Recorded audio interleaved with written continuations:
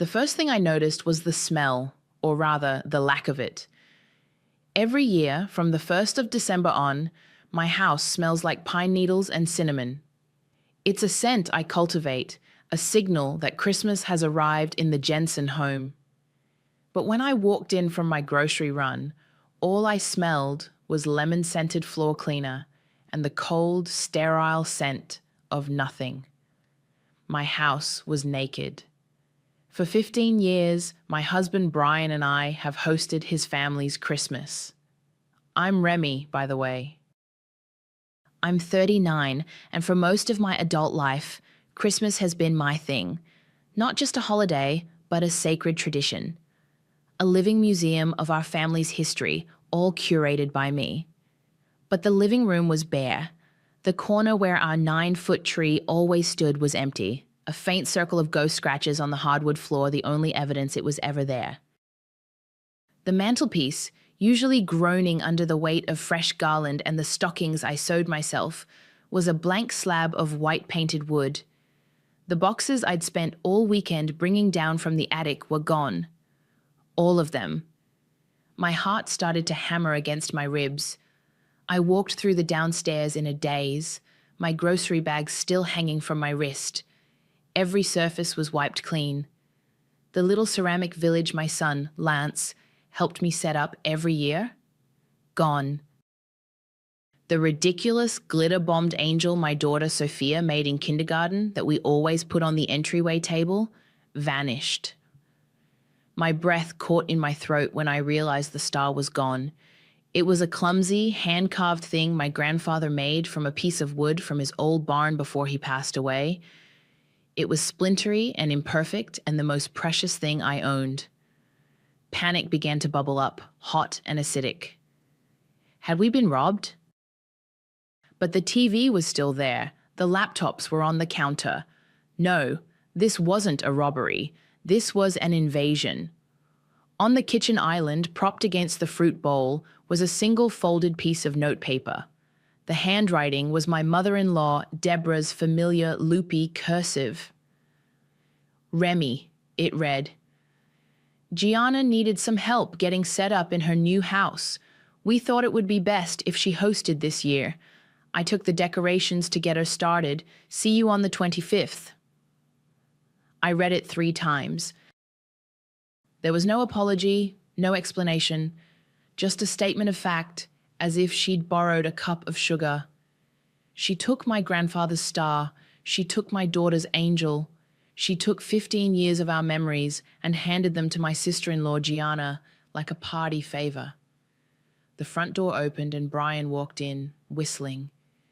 He was 41, 2 years my senior, and had a talent for remaining blissfully unaware of any tension until it was screaming in his face. He stopped short when he saw my expression. Whoa, what's wrong? He asked, dropping his briefcase. I just held up the note. He scanned it, his face unreadable. Oh, right, he said, shrugging off his coat. Mom mentioned they might do that. Gianna's new place is huge, it'll look great. The floor seemed to tilt under my feet. They might do that? Brian, they came into our house and took everything, without asking. They didn't need to ask, Remy. It's just family helping family, he said, heading for the fridge. Mom said Gianna was feeling overwhelmed. This helps her out. Helps her out? My voice was dangerously quiet. She took my grandfather's star, Brian. He sighed, the sound of a man bracing for a fight he couldn't be bothered to have. Don't be dramatic, it's just stuff. We can get new stuff. That's when something inside me broke. The shock, the violation, the casual dismissal from my own husband, it all coalesced into a single sharp point of pain. I felt a sob clawing its way up my throat, hot and ragged. For a second, I almost let it out. I almost gave them the satisfaction of the hysterical, emotional wife they so clearly expected me to be. They want me to cry. They want me to call Gianna, begging for my children's handmade ornaments back. Let them. Let them wonder what happens when I don't. The sob died in my chest, replaced by an unnerving, icy calm. I turned away from Brian, leaving him standing by the open refrigerator. I walked past the empty living room, down the hall, and into my small craft room. It was the one room they hadn't touched. I sat down at my desk, pulled my laptop toward me, and opened my email. My fingers flew across the keyboard, the clicking sounds echoing in the silent house. A new message. To the entire Jensen family. Subject, this year's Christmas update. I didn't scream or accuse, I simply stated the facts. The email was a masterpiece of cold, hard truth. Dear family, I began. I came home this afternoon to find my house has been emptied of all our Christmas decorations. A note from Deborah informed me they were taken to Gianna's new home to help her out. To be clear, this was done without my knowledge or consent. Among the items taken were the hand-sewn stockings for my children, every ornament Lance and Sophia have ever made, and the wooden star my grandfather carved for me before he died. I paused, my fingers hovering over the keys. I attached a single photo to the email, one I'd taken last Christmas of Sophia, then 8 years old, carefully placing her glitter-bombed kindergarten angel on the entryway table. Her face was pure joy. For 15 years, it has been my privilege to host our family Christmas. Since the role of host, along with my family's most cherished possessions, has been given to Gianna, I want to be clear. Brian, the children, and I will not be attending Christmas at her home this year. We will be making our own arrangements. I hope you all have a wonderful holiday. I signed it, Sincerely, Remy, and hit send before I could second-guess myself. The silence in the house lasted for exactly 93 seconds. Then my phone, sitting on the desk beside me, began to vibrate. It didn't stop. A cascade of replies flooded the family group chat. Brian's Aunt Carol was first. Deborah was just trying to help. Gianna has that big new house. It's a lot of pressure. A distant cousin. Wait, they took your stuff without asking? Then Brian stormed into the room, his face red. What the hell did you do? My mother just called me, hysterical. You sent an email? I sent a clarification, I said, my voice level. I refused to let him see me shake. You're blowing this completely out of proportion. You've embarrassed my mother and my sister. They embarrassed themselves when they entered my home and stole from my children, I shot back. Before he could answer, the doorbell rang. It was my best friend, Amy. She stood on the porch holding a bottle of red wine and 2 glasses, her expression grim. I got the email. I broke the speed limit. She pushed past Brian without a word and wrapped me in a hug. Tell me everything, she whispered, setting the wine down on the counter with a thud. While I recounted the story, Brian paced in the background, muttering about how I was making things difficult. Amy just stared at him. Are you serious right now, Brian? Your wife's family heirlooms were stolen by your mother, and you're worried about things being difficult? He just shook his head and retreated upstairs, unwilling to face 2 of us. He's always been like this, I said, sinking onto a kitchen stool. He lets his mom and sister walk all over him, and by extension, me. Not anymore, Amy said, pouring 2 generous glasses of wine. So what's the plan? Because making our own arrangements sounds deliciously vague and full of potential. A bitter laugh escaped me. I don't have a plan. I just know I can't sit at Gianna's table and watch her show off my grandfather's star on her tree. My eyes welled up. Do you remember that Christmas 10 years ago, when Douglas had his heart scare? Amy nodded, her eyes softening. I remember. Deborah was a wreck, and Gianna locked herself in her room crying about how Christmas was ruined. And I cooked the entire dinner for 20 people, wrapped every last gift, and drove back and forth from the hospital so Brian could be with his dad, I said, the memory still sharp. Lance was only 3, and I was pregnant with Sophia. I held this family together with tape and sheer force of will. I saved their Christmas. And this is how they thank me. So we'll show them what Christmas is like without you, Amy said, her eyes gleaming. We won't just make our own arrangements. We'll host our own Christmas. A better one. The real one. The idea was insane. It was perfect. A small, defiant smile touched my lips for the first time all day. Just then, my laptop pinged with a new email notification. It wasn't part of the family reply all chain. It was a direct message from Gianna. My stomach twisted as I opened it. The message was short, devoid of any greeting or warmth. I can't believe you sent that email. Mom was just trying to make things easier for everyone, but I guess that doesn't matter. You'll always find a way to make things about you. You'll always find a way to make things about you. I stared at Gianna's words on the screen, a bitter laugh bubbling in my chest. She had no idea how right she was. Fine. If they thought I wanted to make things about me, I would. I'd make this Christmas entirely, unapologetically about me, my children, and the life I had built. Okay, Operation Reclamation Christmas is a go, Amy announced 2 days later from my living room floor. She was surrounded by stacks of elegant cream-colored cardstock and a calligraphy pen she'd insisted on buying. Gianna is going for big, flashy, and stolen. We go for small, intimate, and authentic. Brian was making himself scarce, leaving for work early and coming home late, offering clipped, one-word answers to any questions. He was hoping if he ignored the problem long enough, it would simply vanish. He didn't understand that I was the problem now.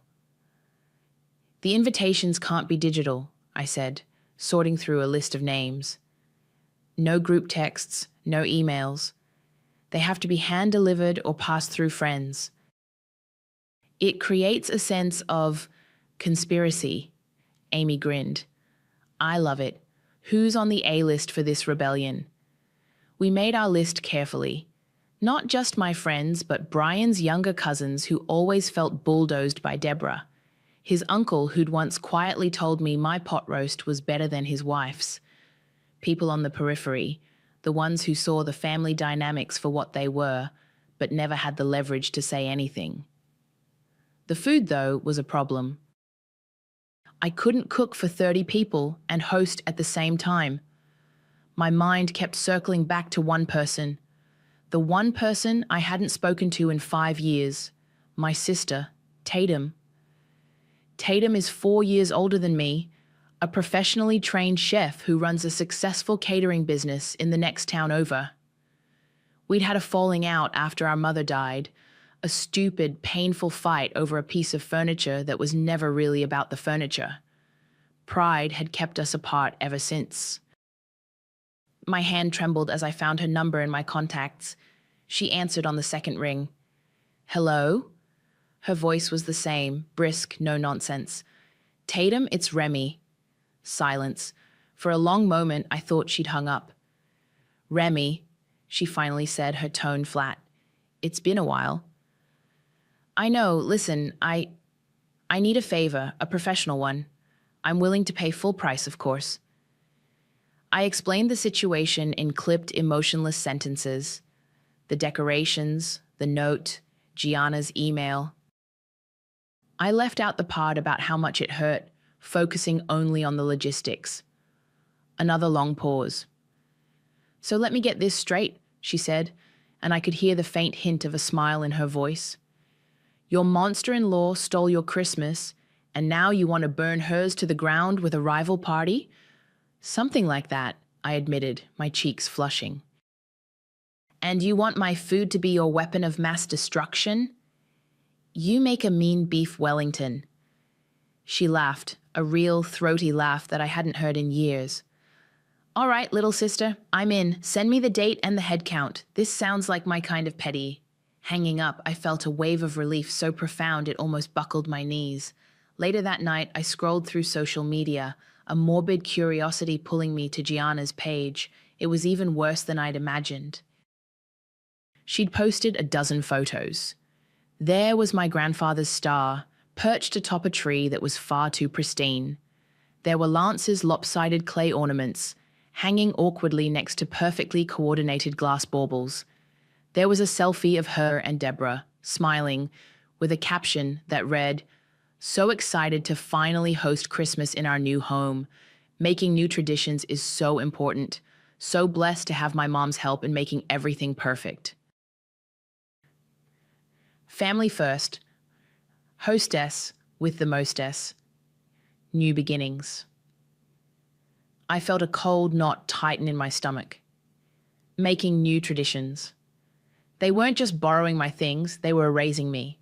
I shut my phone off, needing to focus on my own plan. I wanted to incorporate some of our old photos, maybe create a slideshow of Christmases past. I went to the old desktop computer in the craft room, the one that held 15 years of our digital lives. I started digging through folders of holiday pictures, looking for the best shots of the kids with their grandparents, of our family when it still felt whole. As I clicked through nested folders of backups from an old hard drive, my mouse hovered over a strangely named directory I didn't recognize. It was in a folder from 2019, a year before Gianna even started building her new house. The label was simple, almost clinical. GJ, Plans, 2019. Probably one of Brian's work things, I thought. GJ could be a client, but something made me click on it. The folder was password protected. Odd. On a hunch, I typed in the name of Gianna's childhood dog. Access granted. The folder opened and my blood ran cold. The folder contained a handful of documents, saved emails, a Word document of notes, and a spreadsheet. It was a meticulously crafted multi-year plan. Gianna's plan. To take over Christmas. This wasn't a spur-of-the-moment decision Deborah made to help her overwhelmed daughter. This was a long con. The emails exchanged between Gianna and Deborah 3 years ago were chilling. "Mom, we have to start laying the groundwork now," Gianna had written in one. "Remy has everyone thinking she's the perfect hostess. We need to gently point out the cracks. How she's always so tired. How the kids are getting a bit old for all the cutesy homemade stuff." Deborah's replies were just as venomous, cloaked in concern. "You're right, dear. She does try too hard. It's almost desperate. We'll just start suggesting that maybe it's becoming too much for her. For her own good, of course." There were notes detailing a timeline. Year 1, plant seeds of doubt about my stress levels. Year 2, suggest a potluck to lighten Remy's load, thereby diminishing her role. Year 3, the takeover. It was all there, a blueprint for my own obsolescence. My hands were shaking. I felt sick. This wasn't just about decorations. This was a calculated campaign to undermine and replace me at the center of the family I had poured my heart into. Then I saw another email chain, one that made the air leave my lungs. It was from 6 months ago. Brian had forwarded our joint bank statements and investment portfolio summary to his mother and Gianna. I remembered the conversation vividly. I had told him explicitly not to. We were applying for a home equity line of credit for some renovations, and Deborah had been nosy, asking about our finances under the guise of offering advice. "It's our private information, Brian," I'd said. "They're my family, Remy. We don't have secrets," he'd replied dismissively. He'd done it anyway. He'd sent our private financial life to the 2 women who were actively plotting against me. The betrayal was so profound, it was almost silent. It wasn't a loud, dramatic explosion, but a quiet, structural collapse of the trust I thought we had. The next morning, while Brian was in the shower, I logged into our online banking. With a few clicks, I transferred half of our joint savings. My half, the money I had brought into this marriage from the sale of my grandfather's house, into a new, separate account under my name only. It wasn't revenge, it was survival. Later that day, Amy came over, a file folder in her hand and a look of grim satisfaction on her face. She'd been doing some digging of her own, calling a few of the more gossipy cousins. "You are not going to believe this," she said, spreading some printed-out social media comments on the table. "Remember your famous gingerbread recipe? The one from your grandmother?" I nodded. "Well, apparently, for the last 5 years, Gianna has been telling people that you stole it from a magazine and are just passing it off as a family recipe. She told cousin Sarah that you were desperate to seem authentic. It was all part of the plan. Every little jab, every passive-aggressive comment, it was all groundwork. They'd been chipping away at my foundation for years, and I'd been too busy trying to hold everything together to even notice.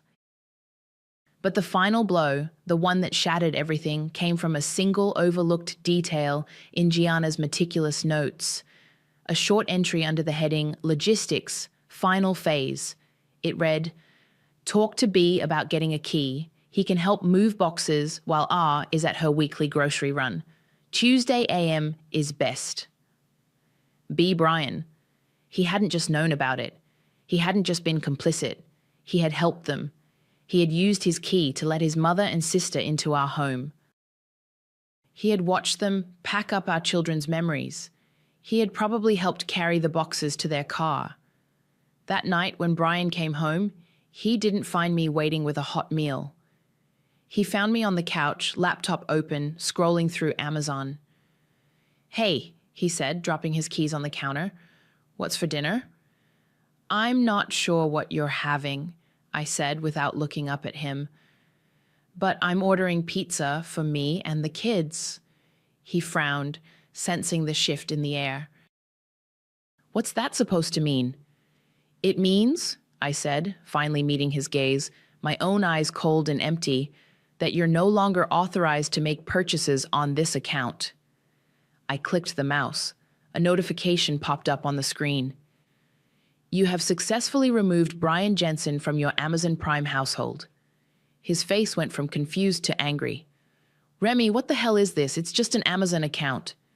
"No, Brian," I said, standing up. "It's not just an Amazon account. It's a household, and you broke the terms of service." The week before Christmas became a silent war. Brian started sleeping in the guest room. We moved around each other like ghosts in our own home, the space between us charged with everything unsaid. He didn't dare ask about the Amazon account again. He knew I knew. He just didn't know how much. Meanwhile, my reclamation Christmas was gaining a life of its own. The handwritten invitations had worked their magic. RSVPs were trickling in, not through texts, but through quiet phone calls and whispered confirmations at the grocery store. Brian's younger cousins confirmed they'd be there.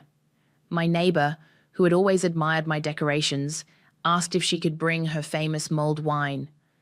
It was becoming less of a party and more of a quiet rebellion.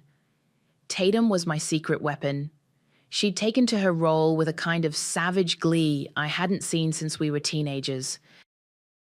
She wasn't just catering, she was co-conspiring. "I have a surprise for you," she said over the phone one afternoon. "Do you remember Gianna's husband, Jose?" I vaguely recalled him as a quiet, perpetually tired-looking man who worked in finance and seemed to fade into the wallpaper at family events. "Well," Tatum continued, a sly smile in her voice, "it turns out his firm is one of my biggest corporate clients. We have a great working relationship. I may have mentioned to him that I was catering a small private Christmas Eve event." "Tatum, what did you do?" "I just told him it was for my sister, who was having a tough holiday. He asked for the details. He seemed very interested. He said he'd be there." The implication hung in the air. Jose was abandoning his wife's grand debut to attend mine. The thought was both terrifying and exhilarating. My kindness, the very quality Gianna and Deborah had twisted into a weakness, was now my greatest asset. For 15 years, I had remembered birthdays, sent sympathy cards, and listened patiently to endless stories about gallbladder surgeries and ungrateful children. I had built a reservoir of goodwill, drop by drop, and now I was finally drawing from it. People weren't coming to my party just for me. They were coming because they were tired of Deborah's iron-fisted control and Gianna's desperate need for validation. The house, however, was still painfully bare. We'd bought a new tree, a lovely Fraser fir, but we had nothing to put on it. The emptiness was a constant glaring reminder of what had been taken. One evening, Sophia came downstairs, her 9-year-old face clouded with a sadness that broke my heart. "Mommy," she whispered, her lip trembling, "where's my sparkly angel, the one I made for the table?" I knelt and pulled her into a hug, my own throat tightening. "It's at Aunt Gianna's house right now, sweetie. She borrowed it." "But it's mine," she said, tears welling in her eyes. "I want it back for our tree." I held her tight, stroking her hair. The rage I felt was so pure, so cold, it could have cut glass. This was their biggest miscalculation. They thought they were taking my things. They didn't realize they were stealing from my children. "You'll see it soon, baby," I promised, my voice fierce. "I promise." That night, after the kids were in bed, I took a single photo. I found a small snow globe I'd bought at a gift shop years ago, one they had missed. It depicted a tiny, peaceful house covered in snow. I placed it on the bare mantelpiece, the sole decoration in the entire room. I snapped a picture and posted it to my rarely used Instagram account. I didn't tag anyone. The caption was simple: "The real Christmas is coming home to us." Within an hour, it had been screenshotted and sent through the family grapevine. It was a declaration of intent, a warning shot. The message was clear: you can take the decorations, but you can't take the spirit. You can't take my home. My Instagram post landed like a well-aimed snowball. The fallout was immediate. Amy, my ever-reliable source of intel, started forwarding me texts. "Is Remy having people over on Christmas Eve too?" One cousin wrote to another. "Gianna's invite said 7 p.m., but Remy's just says evening. Maybe we can do both." The panic must have set in at Gianna's show home because my phone rang 2 days later. It was Deborah. "Remy," she said, her voice tight with forced pleasantry, "I'm hearing some confusing things. Are you having a little get-together on Christmas Eve?" "We're having a quiet evening at home," I replied, my tone placid. "Well, some of the family seem to think they're invited. It's causing a bit of a scheduling conflict with Gianna's party. You know, the family party." "I'm sure they'll figure it out," I said. And before she could reply, I added, "I have to go, Deborah. I'm baking," and hung up. The next confrontation was with Brian. He cornered me in the kitchen that night, his face a mixture of anger and desperation. The silent treatment was no longer working for him. "This has gone too far, Remy," he said, his voice low. "A rival party? You're trying to tear this family apart. My mother is beside herself." I slowly turned from the sink, wiping my hands on a dish towel. I let the silence stretch, watching him squirm. "I'm not the one who tore this family apart, Brian," I said, my voice dangerously calm. "You let them gut our home.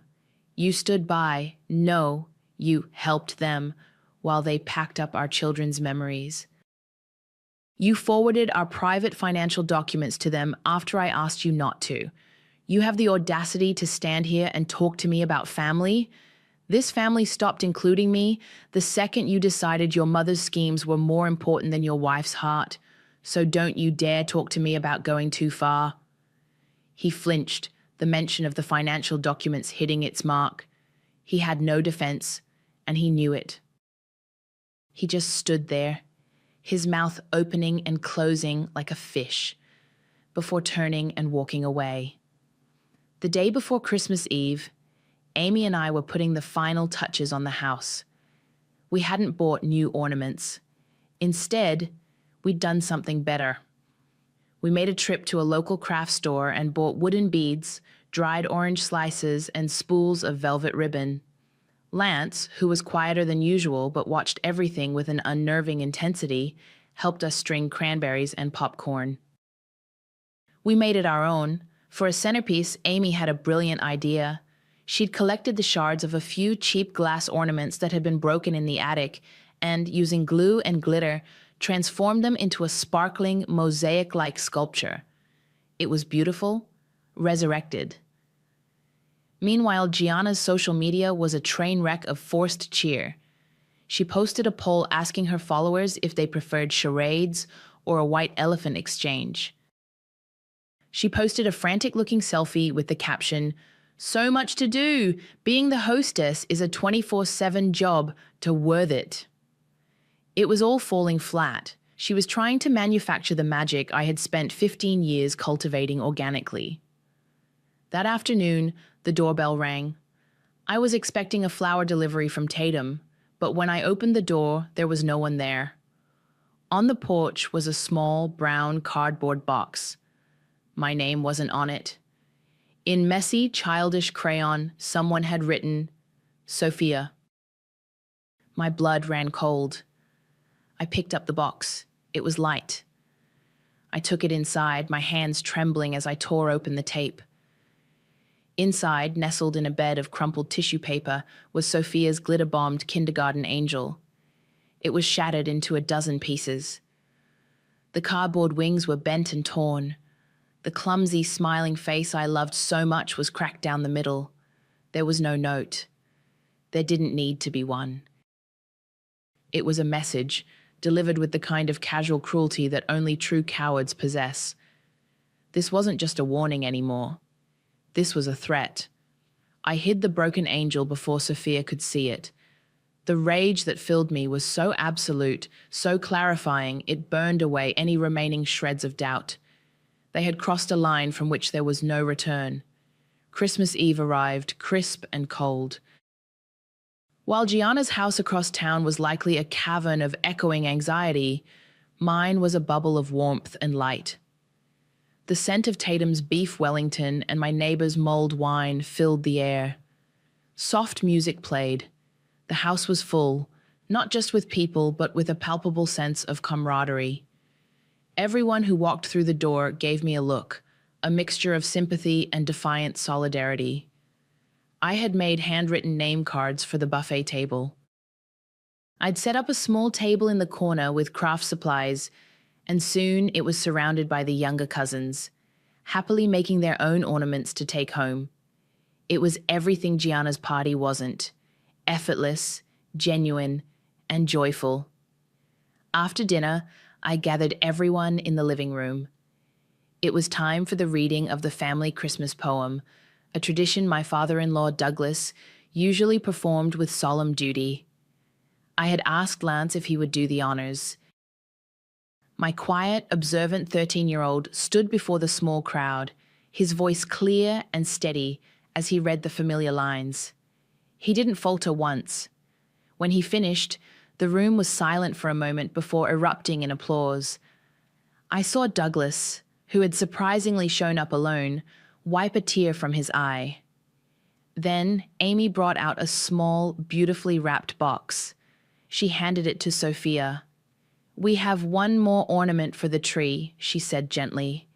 Sophia unwrapped it carefully. Inside, nestled on a bed of silk, was a new angel. It was made of glittering, hand-blown glass, almost identical in shape and size to the one she had made, but infinitely more beautiful. Her eyes widened. "It's so pretty," she breathed. I lifted her up, and she placed it on the highest branch she could reach. The broken angel was their move. This was mine. We would not be defined by their ugliness. We would create our own beauty. Later, as the party hummed around us, Tatum pulled me into the kitchen. Her face was grim. "I need to tell you something, Remy," she said, her voice low. I wasn't entirely honest about why I was so willing to help. She took a deep breath. "Last summer, I was in town for a consult, and I drove by your house just to see it. I was working up the nerve to call you. I saw Deborah's car in the driveway. I watched her walk out your front door and put something in her trunk. It was one of your Christmas storage bins, the one with the ceramic village pieces. I stared at her, my mind reeling. Last summer? But that's months ago, Tatum finished. This wasn't just a plan from 3 years ago, Remy. They've been actively taking things for a while. Planting the seeds wasn't enough. They were stealing the garden one plant at a time. The final devastating pieces clicked into place just as Jose, Gianna's husband, found me by the fireplace. He looked exhausted, but his eyes were clear for the first time I could remember. Remy, he said, his voice heavy, I owe you an apology. For years, I've just gone along. It was easier. He shook his head. I'm done with easy. I wanted you to hear it from me first. I'm separating from Gianna after the new year. I was stunned into silence. It's not just her obsession with appearances or this cruelty she's shown you, he continued, his gaze dropping to the floor. I found out she's been having an affair with a coworker for almost a year. He let out a hollow laugh. All this time, she's been accusing you of not being authentic, and she's been living a complete lie. Poetic justice. It was swift, brutal, and more complete than anything I could have engineered. Just before midnight, as the last of the guests were leaving, my phone buzzed. It was a group text from one of Brian's cousins, the one who had felt obligated to make an appearance at Gianna's. The text contained a single photo. It was a picture of Gianna's cavernous living room. My decorations were all there, perfectly lit, gleaming on the oversized tree and mantel. But the room was completely, utterly empty. There were no guests, no family, no joy, just a hollow, beautifully decorated tomb. Later that night, after everyone was gone and the house was quiet, I found Brian sitting on the living room couch. A packed suitcase sat on the floor beside him. He looked up at me, his face etched with defeat. He knew he had no place here anymore. I didn't say a word. I just walked to the entryway table and picked up a manila envelope. I placed it in his lap.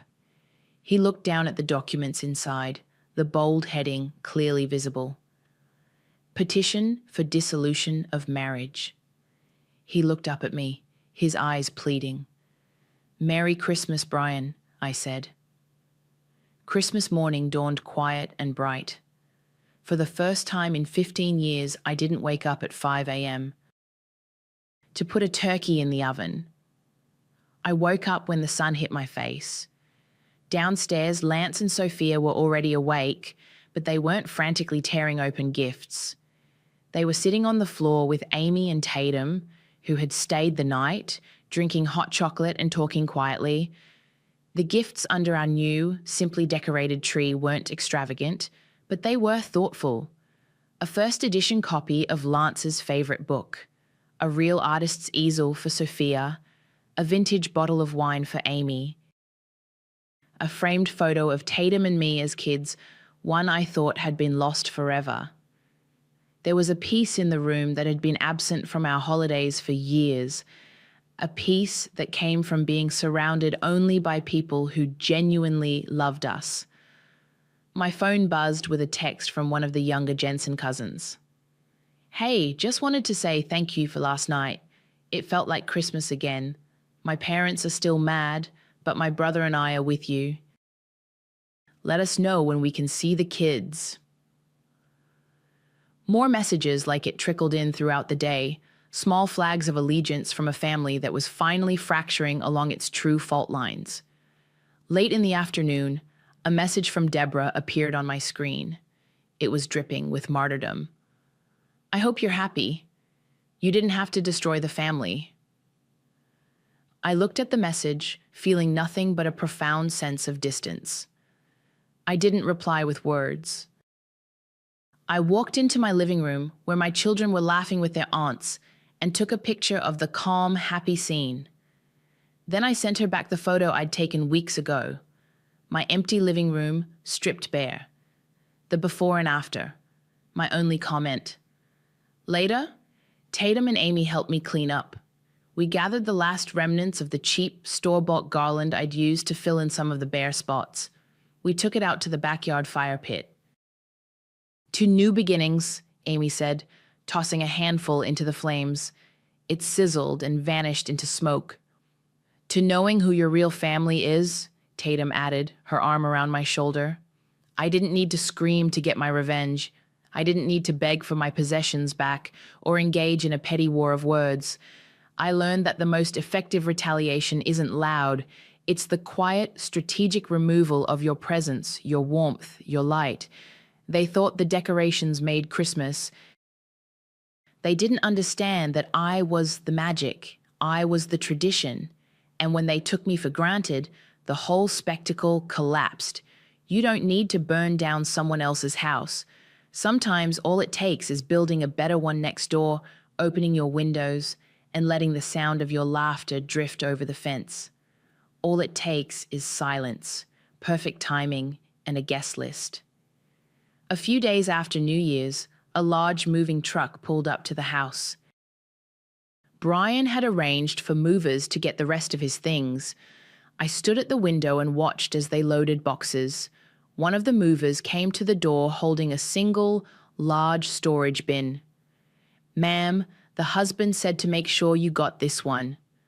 It was the last of the Christmas decorations. My grandfather's star was nestled right on top. I didn't feel a rush of victory or relief. I just felt tired. I directed the mover to put the bin in the garage. I'd deal with it later, maybe next year. Maybe never. That evening, after the kids were asleep, I went up to the attic. In a dusty corner, I found an old wooden crate I'd forgotten about.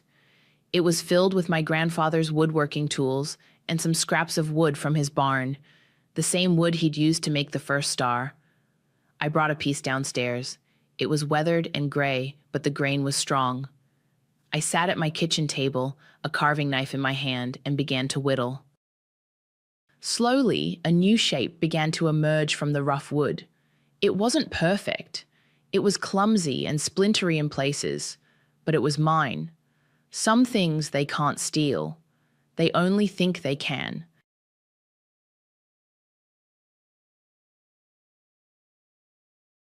My name is Adrian Kessler.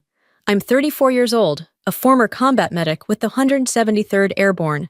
I've treated soldiers with collapsed lungs, stitched wounds under mortar fire, and carried the dead across desert heat so they could go home whole, even if only in body. None of that prepared me for the day my own mother stood up in a courtroom, pointed at my chest, and said I didn't deserve to wear my medal. It wasn't her words that cut deepest, it was the silence after. The silence of the judge who said nothing, the bailiff who looked away, the sister who smirked like she'd already won, and the room full of strangers nodding without knowing a damn thing about me. So I reached up and unpinned the Medal of Honor, placed it gently on the table beside the mic, like I was laying something sacred to rest. The room held its breath, but I didn't flinch. I'd already learned sometimes silence is the only armor that doesn't crack. They thought that moment broke me. But they were wrong. I wasn't there to beg or explain. I wasn't there to make them understand. I was there to wait. For the one moment that changes everything, not with volume, but with truth. And that moment was already walking through the courthouse door. Before you hear the whole story behind that moment, if you've ever been abandoned, hurt by your own family, and still forced to smile through it, leave a comment. I'm not telling this to complain, but because, maybe somewhere, you've felt what I felt. Now, let me take you back to where it all truly began. The last time I stood in front of that house, the porch light was off, even though the sun hadn't set. It was the kind of detail you'd miss if you didn't know the place. But I knew every creak in the floorboards, every rust-stained corner of the brick steps. That house raised me, then forgot I existed. They called me back from duty when my father had what they said was a minor stroke. I flew in from Fort Campbell, still in my ACU's boots crusted with Afghan dirt. No one met me at the airport. No one called to say thank you for dropping everything and coming. No one unlocked the front door when I knocked. I had to use the key I'd kept in my sock drawer since I was 19. Inside, the air was stale, like nothing had moved in weeks. My father was in his usual chair, slouched, but conscious, the TV still on a channel he never watched. I knelt next to him, called his name. He didn't speak, just blinked twice. I took his hand. He didn't pull away. I checked his pulse, felt his breath. It was shallow, but steady. He was still in there. No one else came out. Not my mother, not my sister. I unpacked in the guest room and made coffee that first night in silence. It wasn't new. Silence in that house had always meant more than words. It was how we punished, how we passed judgment, how we disappeared each other. Over the next few days, I took over his meds, cleaned out the fridge, sat through his breathing treatments. No one offered help. Rebecca was in LA, handling a seminar according to a 2-word text. My mother stayed upstairs. I heard the shower run. I heard her phone calls. But I never heard my name. I didn't ask why. I just kept showing up. Every morning at 6:00 a.m., I checked his vitals and made toast. Every night I sat by his room flashlight on my lap, waiting for his breathing to shift. 3 weeks passed before he finally whispered, "You came back." Just that. Nothing more. But I held on to those words like they were a lifeline, because sometimes when you've been erased long enough, even a whisper feels like resurrection. The courtroom had no windows, just fluorescent lights that buzzed faintly above, and a thermostat set low enough to feel like punishment. My dress blues were crisp, my boots polished, but none of it mattered. I could feel the sweat at the base of my neck cooling too fast. Nerves, maybe. Or maybe just the kind of cold you recognize from being unwelcome. Rebecca sat at the plaintiff's table shoulder to shoulder with our mother, like they were co-counsel in a performance they'd been rehearsing for months. They didn't look at me, not once, not even when the bailiff called my name. "Adrian Kessler, please approach the stand." I rose slowly. Every step echoed each one a reminder I didn't belong in their version of this story. My heels struck the marble floor like rifle bursts, too loud in a room so eager for me to shrink. I made it to the stand, raised my hand. But before I could swear in, my mother shot up from her seat. "That metal," she barked, voice, trembling but loud. "She doesn't deserve to wear that." The air pulled tight. Even the judge looked startled. A pause hung like dust in sunlight. Rebecca didn't move. She only leaned forward, slightly, curled one lip and said, "She's not a real soldier. That metal's a PR stunt." The judge cleared his throat but didn't speak. The bailiff shifted his weight. No one stopped them, so I did what none of them expected. I reached up, unpinned the Medal of Honor from my chest, and laid it gently on the wood beside the mic. No reaction, no words. Just that sound, the soft clink of metal against surface, and then the silence that followed. That silence used to shame me. But not today. Today it meant I had nothing left to prove. Rebecca's attorney rose as if cued by the moment, all smooth confidence and cologne. He started weaving a narrative with selective photos and clipped phrasing. Adrian Kessler had returned home uninvited, he claimed, overrode medical decisions, inserted herself into estate matters, manipulated her father during a vulnerable time. He projected a photo me holding my father's hand in the hospital. Another one me unlocking the old shed in the backyard. They framed it like trespass, like control. I didn't look away. I'd been told by my court-appointed lawyer not to speak until we had something irrefutable. So I stayed silent while the world around me repainted my life in ugly, dishonest brushstrokes. No one in the room knew what that house smelled like at 2:00 a.m. when he couldn't breathe. No one saw the tremor in his hand that stilled only when I held it. No one cared about the dust in my lungs from sweeping out mold that summer. And maybe that's what made it worse. It wasn't just betrayal. It was being forgotten on purpose. On the second day of the hearing, Rebecca wore black again. A sleek, high-neck dress with sleeves just long enough to look appropriately mournful, but not so modest as to miss the cameras.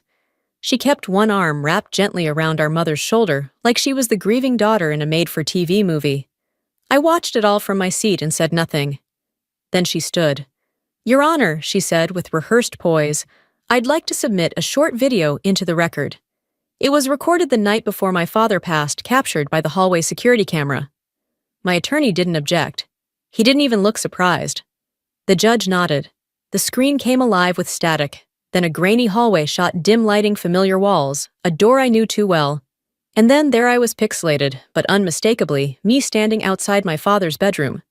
"You never respected me." My voice echoed from the speakers, sharp emotional. "All I ever did was try." A pause. Then his voice faint but audible. "You disrespected the family name." "You never wanted a daughter," I shot back. "You wanted a soldier to parade around. And look what you became," he snapped. Then silence. A beat. And finally, my voice again cracked and angry. "Maybe I became what you made me." The screen went dark. No context, no next frame, no sound of the door opening again, no footage of me kneeling at his bedside afterward, telling him I didn't mean it, that I was sorry, that I stayed not for pride, but for love. None of that made it into Rebecca's curated cut. The courtroom shifted. I heard murmurs behind me.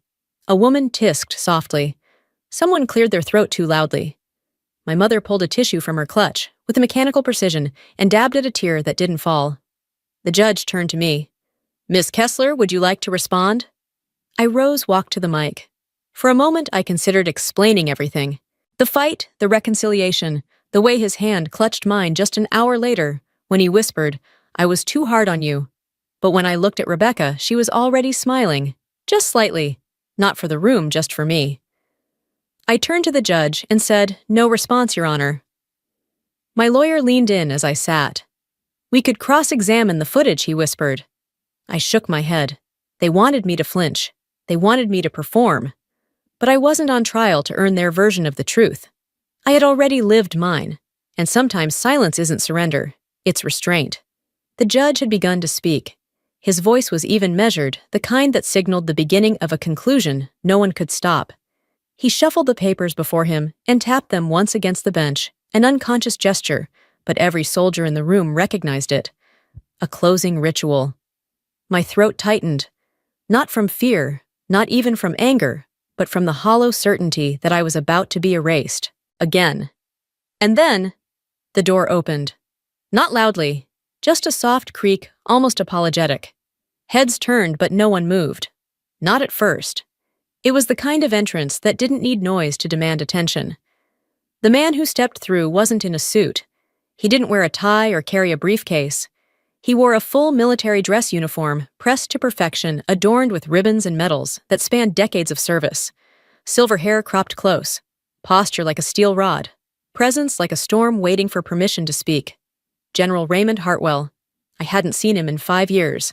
But I knew. Everyone knew. Even the judge paused mid-sentence, blinking like he was recalibrating. The courtroom shifted. You could feel it in the air, the way people straightened their backs, the way whispers died mid-breath. My mother's lips parted. Rebecca's face went a shade paler. The general walked to the center of the room, uninvited and unbothered. He turned to the judge and said, "Sir, if I may." The judge, stunned, just nodded. He turned toward the room. "I won't take long. I'm here because she doesn't need to prove anything. I'm the one she saved." Silence fell like snow, heavy, clean, undeniable. He looked at me, not through me, and then turned to the rest of the court. "I was trapped in an ambush outside Marcha," he said. "Convoy disabled. Communications down. Half my men dead. I had a shrapnel wound in my back and a broken leg." He paused. The weight of memory was in his breath, and through the smoke she came, 18 years old, dragging another soldier over her shoulder, bullet in her thigh, rifle slung on her back. I closed my eyes just for a second. The heat, the blood, the sand in my teeth. "She refused to leave me," he said. "I told her to go. I begged her to save herself.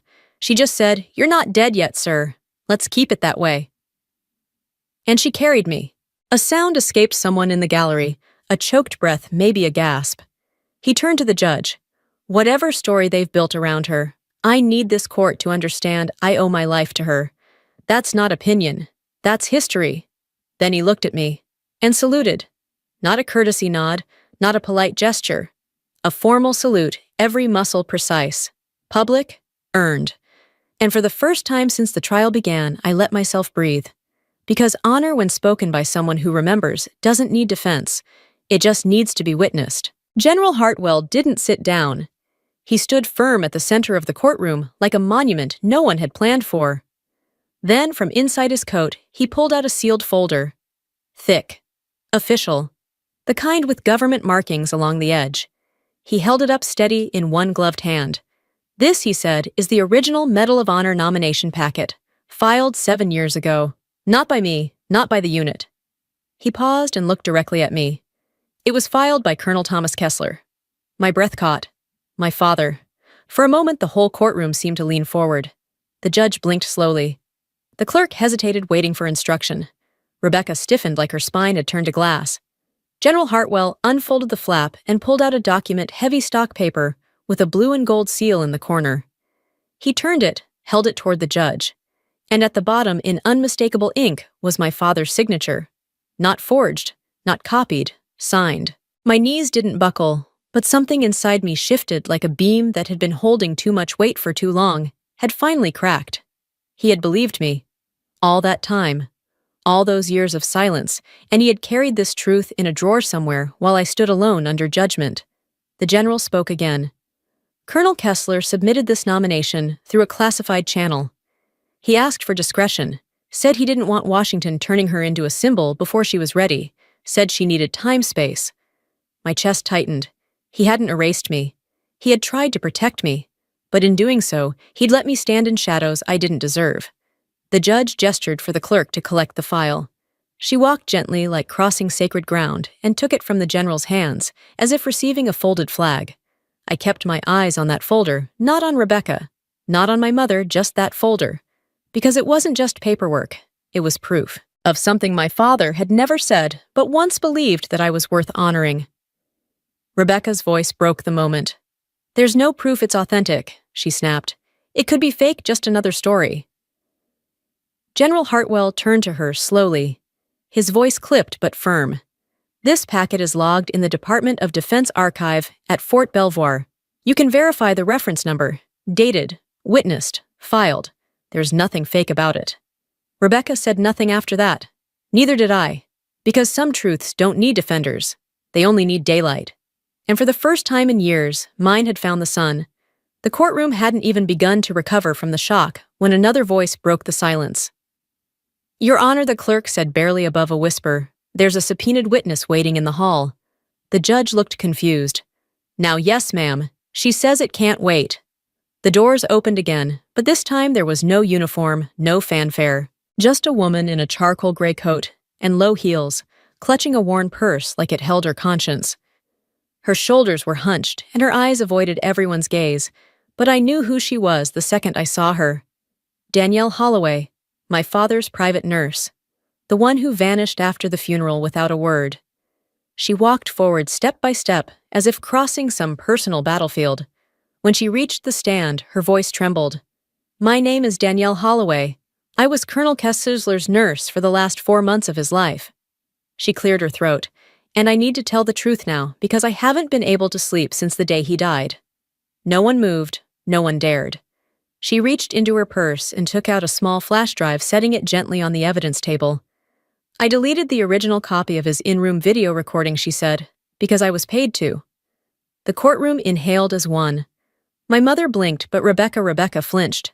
She offered me $25,000, Danielle said, eyes locked on my sister now. To wipe the footage? To make sure his final words wouldn't change the outcome. Rebecca's chair creaked as she sat back, face suddenly unreadable. But I made a copy, Danielle continued, and I kept it. Because even though I took the check, I never cashed it. It's still sitting in a drawer because I knew it was blood money. She handed the drive to the clerk. The video matches the one you've seen, but it's longer. It's the full version. She turned to the judge. He said the house should go to Adrienne, not out of inheritance, but because she carried him. He said, she held me when I couldn't breathe. She stayed. She didn't ask. She just stayed. Danielle's hands were trembling now. I didn't come here to be forgiven. I came because the truth deserves to stand, even when we're ashamed of where we stood before it. Rebecca stood. She's lying. She's trying to cover her own tracks. Danielle didn't blink. I don't want anything. Not a dollar. I just want my conscience back. The judge raised a hand. That's enough. No one said a word after that. Because what could you say when the lie collapses under its own weight? And for the first time, Rebecca had no script left. The judge recessed for 30 minutes to weigh the implications, but we all knew what was coming. No one left their seats, not even Rebecca. She sat rigid, blinking hard, like she could still will this into another ending. When the gavel struck again, it was soft, almost ceremonial. In light of new evidence and testimony, the judge said the video declaration of Colonel Kess Toller shall stand as legal directive. The property remains with Miss Adrienne Kessler. I didn't smile, didn't cry. I just sat there, hands folded in my lap, the same way I had when they took the medal off my chest. Only this time they couldn't take anything from me. Behind me a man stood. I hadn't noticed him before, an older veteran, ball cap in hand, white stubble on his chin. He placed his hand over his heart and nodded. Another person stood beside him, then another. A silent salute. It wasn't for the medal. It wasn't even for the court's ruling. It was for the choice to stay upright in a room that tried to erase me. Outside the courthouse, the press swarmed. Reporters called my name. Cameras flashed. I didn't speak. I didn't need to. My silence had done enough. Rebecca stood by the curb, already reciting her version of the truth to a microphone. I never lied, she said calmly. I just made sure our father's legacy wasn't tainted by confusion. I protected what mattered. They let her talk, let her spin, but the world had already seen enough. I stepped into the waiting car. General Hartwell was seated beside me, hands folded, gaze forward. Neither of us spoke for a while. Then he said he didn't know how to say it out loud. But he believed in you. I nodded. I know, I whispered. It didn't erase the silence. It didn't undo the years of doubt. But it did something else. It gave shape to what I'd always carried, the quiet truth that never asked for applause. Later that week, I returned to the house. I didn't walk in like a victor. I walked in like someone ready to rebuild not just walls and hinges, but memory, meaning, and a place I could live in without having to defend every inch of it. I didn't hang the medal. I placed it in the drawer beside a photo of my father, not in uniform, but laughing in the backyard with sawdust on his hands. Because some honors aren't meant for display. They're meant to be remembered.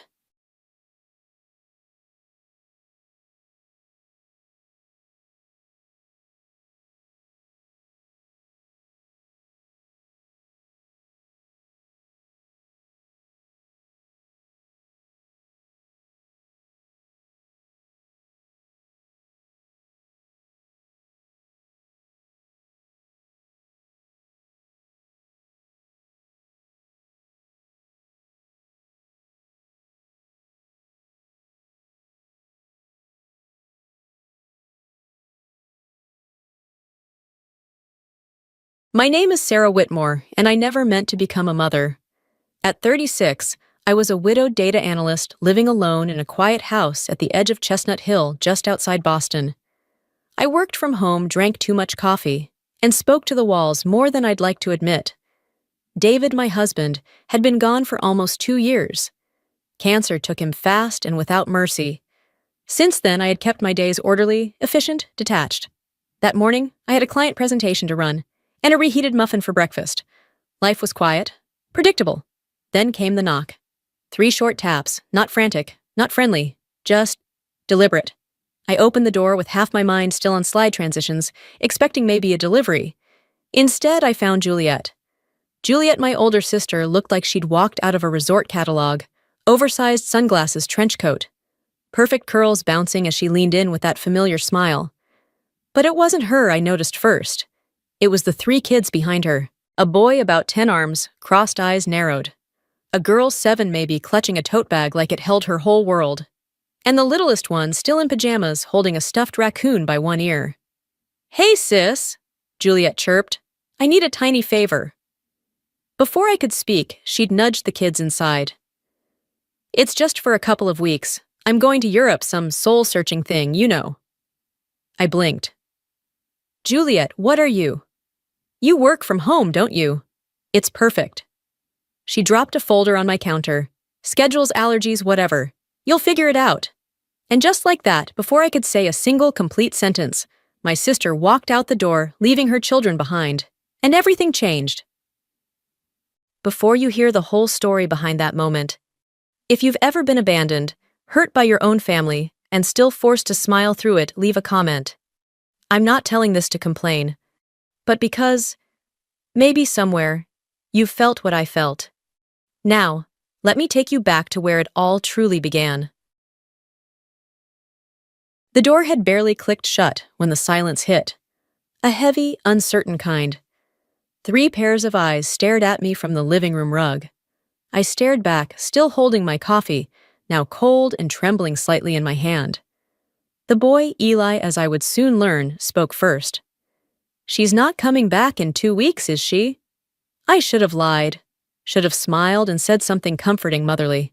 But I looked at him, really looked, and saw a 10-year-old boy who already knew the answer. His jaw was set too tight for his age, his eyes older than they should have been. Instead, I said, "Let's get you all settled in." The first night was chaos in soft focus. Mia, 7 years old, and heartbreakingly polite, whispered her bedtime routine to me like she was afraid I'd forget her entirely. Noah, barely 4, refused to sleep unless the raccoon stayed on his pillow and the hall lights stayed on.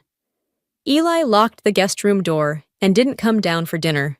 By day 3, I'd missed 2 client calls, rescheduled another, and spilled coffee on my laptop keyboard while packing lunchboxes that I wasn't even sure had the right food groups. Juliet's folder was a joke, half empty, half wrong, and smeared with makeup foundation. Mia, it turned out, had more than a peanut allergy. She reacted to almonds and cashews too, a fact I learned during a terrifying midnight ER visit when she broke into hives after nibbling a supposedly nut-free granola bar. I called Juliet. No answer. I texted. Hey. Mia had a reaction. Call me back. She replied 7 hours later from a yacht deck in Marseille. OMG, I'm so sorry. Glad she's okay. Miss you guys. Also met someone. Talk soon. Talk soon. By the end of the first week, I had rearranged my home office into a craft corner/snack station, learned how to braid Mia's hair for school picture day, and broken up 2 shouting matches between Eli and the cereal cabinet. Eli didn't talk much, but when he did, it was sharp, frustrated. Once I heard him yelling in the garage and found him kicking an old bucket until it split. I didn't ask why. I just handed him gloves and asked if he wanted to help me clean out the old tool chest. He nodded without a word. Mia clung to me constantly, not in a loud, clingy way, but in the silent way kids do when they're afraid of being forgotten. She drew pictures of our house, always with the words, "Don't go hidden," in the corner. Noah asked every night before bed, "When is Mommy coming back?" I always kissed his forehead and whispered, "Soon," because it was the only thing I could say without crying. Late one night, after all 3 were finally asleep, I stood by the sink staring at the half-full glass of wine I hadn't touched. The house was no longer quiet. It breathed. It wept. It laughed in small, sudden bursts. I didn't know if I was ready for this life, but the strangest thing was somehow I was already living it, and I knew in my bones Juliet wasn't coming back. Not really. 4 weeks in a heavy envelope arrived by certified mail. It was from Juliet's attorney.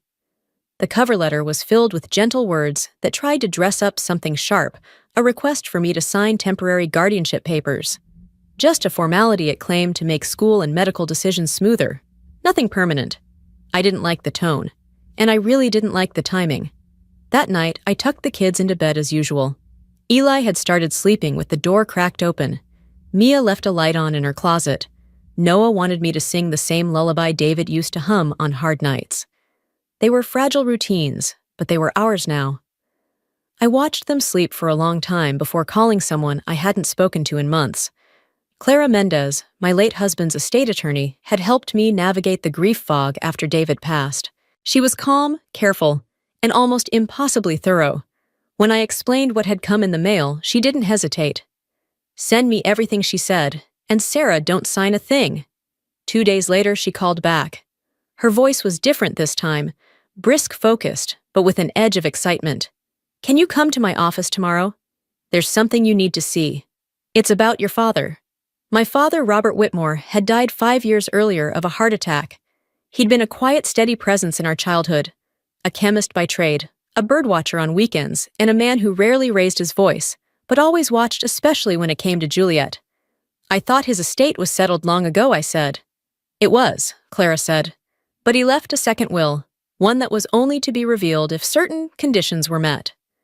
I arrived at Clara's office early the next morning, barely able to focus during the drive. Her office was all mahogany shelves and dark green drapes like a courtroom, and a study had had a quiet child together.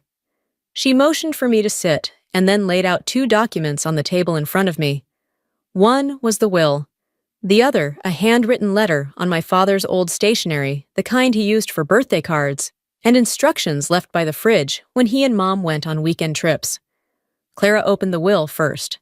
Her finger traced down to a clause halfway through. If Juliet Whitmore is absent from the daily care of her children for more than 90 consecutive days, she read custody and all associated rights of care and inheritance shall be transferred to Sarah Whitmore. I blinked. And the letter, I asked, my voice thin. She handed it to me silently. My dearest Sarah, it began. If you're reading this, then the thing I feared has happened. Your sister has chosen herself over her children.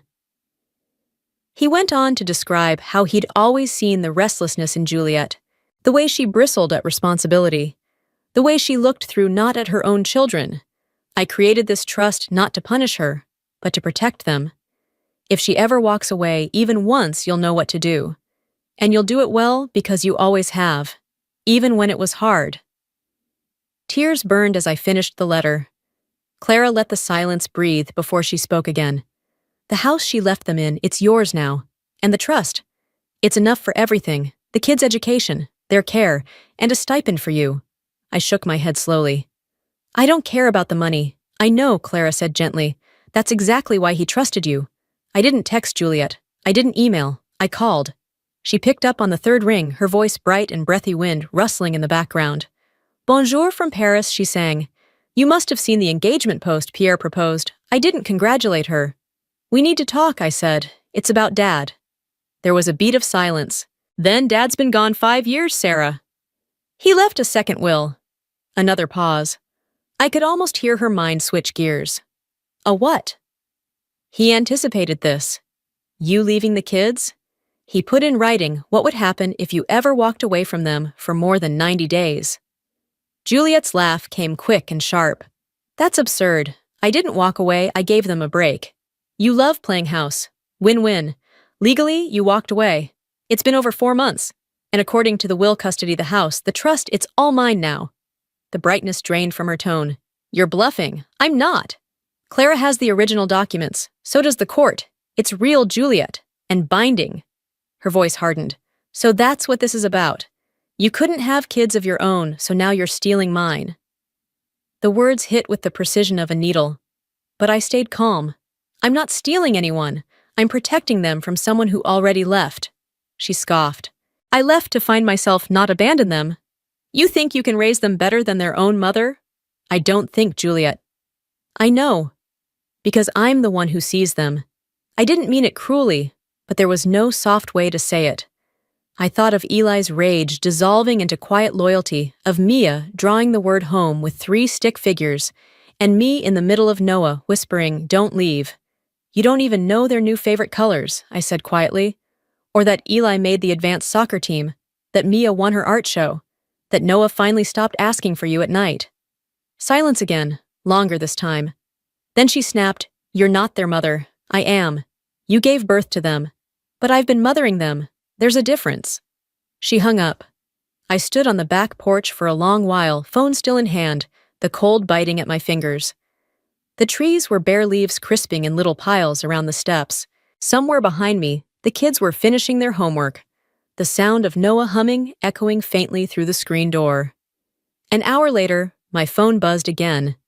A different number. A law firm. Juliet had filed for emergency custody. The documents arrived the next morning. She was accusing me of manipulating the situation, claiming I had used her absence to emotionally coerce her children and usurp her parental rights. She painted me as a grieving widow, unhinged and obsessive. Her lawyer's words weren't subtle, that I was attempting to replace my lost family by claiming hers. I remember standing in the kitchen with the pages in hand, heart pounding not from fear, but fury. The kids were at school. The house was quiet. I called Clara, told her everything. She wasn't rattled. In fact, she sounded energized. This is good, she said. She's revealing who she really is. Let her lawyer keep talking. Outside, a delivery truck rolled down the street. I watched it pass while Clara explained our next steps. The kids had no idea what was coming. But I did. And this time, I was ready to fight. The courthouse smelled like old paper and cold metal. I arrived early, dressed in a navy suit I hadn't worn since David's memorial. My hands were steady, my heart wasn't.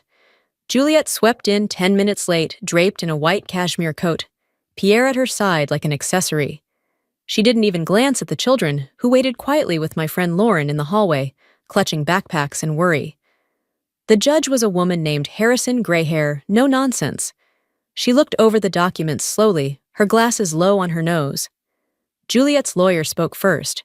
He called her a devoted mother, claimed she had suffered burnout, trusted her sister in a moment of vulnerability, and now was being punished for it. He painted me as emotionally unstable, possessive of the children. Then Clara stood. She didn't raise her voice. She didn't need to. She showed everything Juliet's public posts from Greece and Italy, the missed school conferences, the ER visit after Mia's allergic reaction, statements from the children's teachers, letters from therapists, and finally, my father's second will. When she finished, she said simply, "Your Honor, this is not about denying a mother her children. It's about protecting 3 young lives that have already been abandoned once. My client has given them the one thing they lacked before stability." Judge Harrison nodded once, then turned to me. "Do you have anything to add, Ms. Whitmore?" I swallowed. "Only this, I didn't plan for any of this. But I made a promise the day Juliet walked out that I would stay. And I have. That's all." She looked down at the children's file again, then said, "Temporary custody will remain with Ms. Whitmore, pending full evaluation. Ms. Juliet Whitmore is granted supervised visitation twice per week."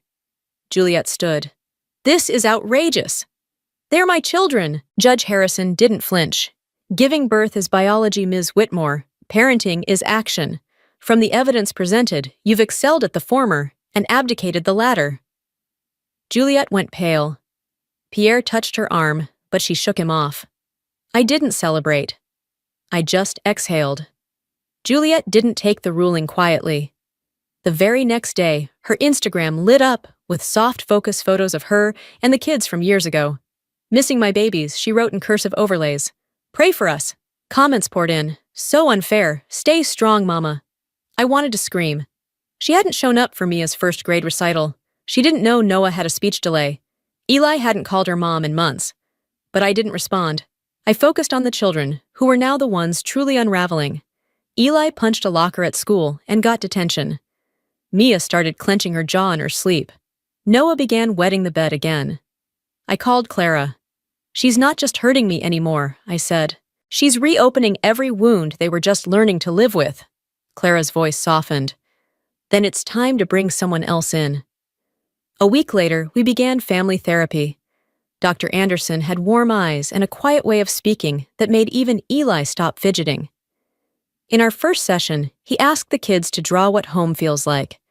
Mia drew our house with fairy lights on the porch and a stick figure version of me beside the garden.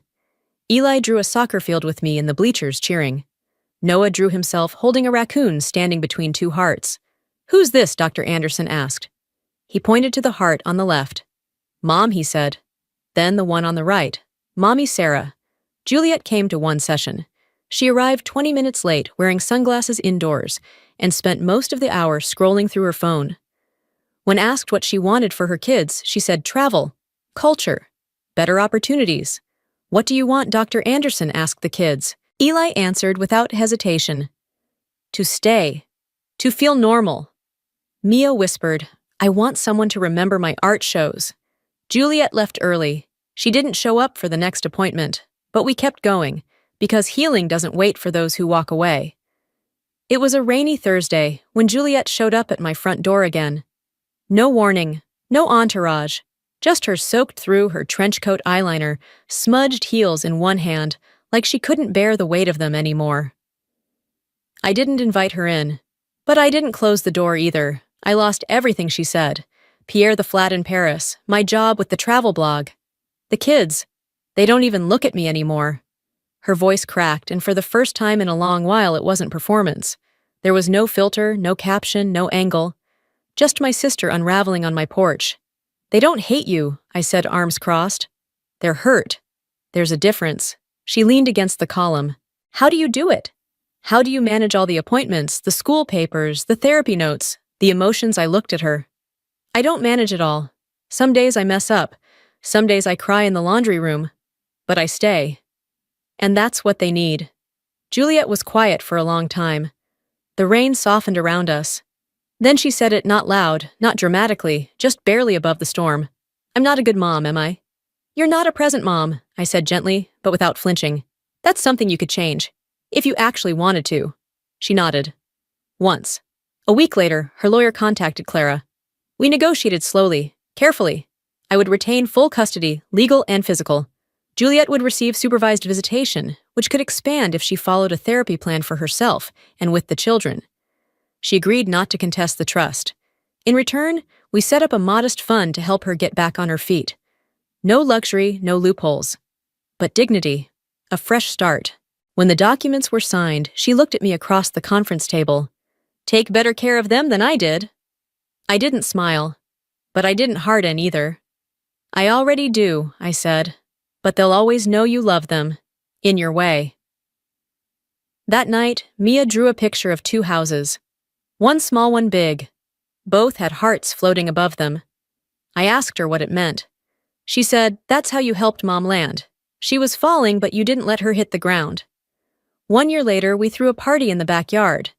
It wasn't for a birthday or a holiday. The kids called it our family day, the day the court finalized custody, and we officially became something new. Not just an arrangement, a home. Eli strung fairy lights between the maple trees. Mia painted a cardboard sign that read, Welcome to our real life. Noah was in charge of glitter, which meant everything sparkled: plates, table legs, even the dog. Juliet came. She brought a homemade cake, lopsided and slightly burnt around the edges. First time baking since high school, she said with a crooked smile. The kids didn't flinch when she hugged them.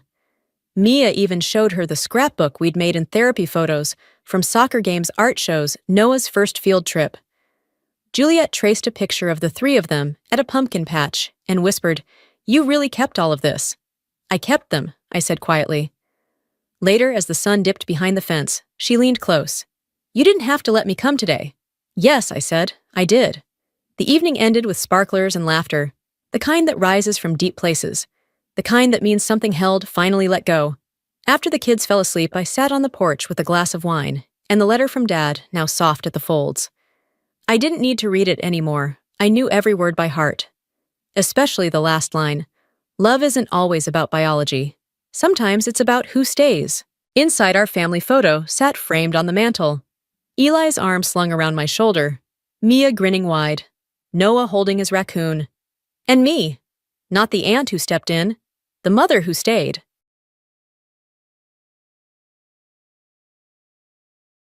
My name is Elena Park. I'm 31, I take the bus, and tonight my family is about to remind me why I don't come to these dinners anymore. Still no car, Lena. Naomi's voice sliced through the restaurant buzz, like a dull knife pretending to be delicate. Her laugh followed light and dismissive. You know, Eric could help you lease something decent. He just got promoted at Morgan. I didn't look up from my tea. Just raised my cup slowly, letting the cuff of my shirt slide back, exposing a glint of polished metal I knew my father would recognize. And he did. The chopsticks in his hand froze mid-air. His eyes, sharp even at 63, locked onto the watch on my wrist like it had spoken. Then they narrowed. He blinked once. And then again. The way he used to when I brought home something unexpected from school, like that science fair trophy he never asked about. Impossible, he murmured, just loud enough for the silence to catch it. Across the table, Eric stopped talking. Naomi's smile twitched. My mother set down her wine glass, but missed the coaster. No one else knew what had just shifted. But my father did, and that was enough. Before you hear the whole story behind that moment, if you've ever been abandoned, hurt by your own family, and still forced to smile through it, leave a comment. I'm not telling this to complain, but because, maybe somewhere, you've felt what I felt. Now, let me take you back to where it all truly began. The Park family's annual winter dinner was something between an awards show and a financial statement, everyone dressed to impress not just with clothes, but with narratives. Who got what promotion? Whose kid made the honor roll? Who bought real estate in Scottsdale? I knew exactly what I was walking into when I arrived at Siam Royal on East 61st, but I showed up anyway, on time, alone, and by bus. The hostess smiled when I gave my name, though her eyes flicked briefly to my shoes. They were clean black, understated, wrong brand. Inside the table was already crowded. Naomi was in her usual center seat, wrapped in a cream cashmere coat that likely cost more than my month's rent. Her husband Lucas was bragging about their Aspen trip with some clients from Zurich. Eric, our cousin, was scrolling through photos of his new Model S, making sure the Tesla logo was visible in every shot. Even Aunt Marjorie, who rarely spoke to anyone under 50, raised a glass and announced her new investment condo on the quieter side of Miami Beach. I slipped into the only empty seat next to my mother. She gave me a quick, practiced once-over. "You didn't wear the navy dress I sent," she said, her tone just shy of disappointment. "It didn't fit," I replied simply. She didn't ask why. Of course she didn't. Then came the appetizers. One by one, silver trays arrived: lobster dumplings, Thai basil lamb things, designed more for status than sustenance. I picked at my plate. The table conversation buzzed like a tuned frequency I no longer matched. Naomi leaned over with a conspiratorial smile. "You're still doing—" "What was it again? Tech stuff, systems engineering," I said. She nodded politely as if that answered nothing, then turned back to Lucas. He made a joke about someone's crypto phase, and the table laughed like investors who'd dodged a bullet. Across from me, my father barely acknowledged I was there. He was too busy listening to Eric explain how his new promotion at the law firm gave him exposure to international clients. Dad nodded approvingly, like someone being told the family name was in safe hands. No one asked what I'd been working on. No one cared.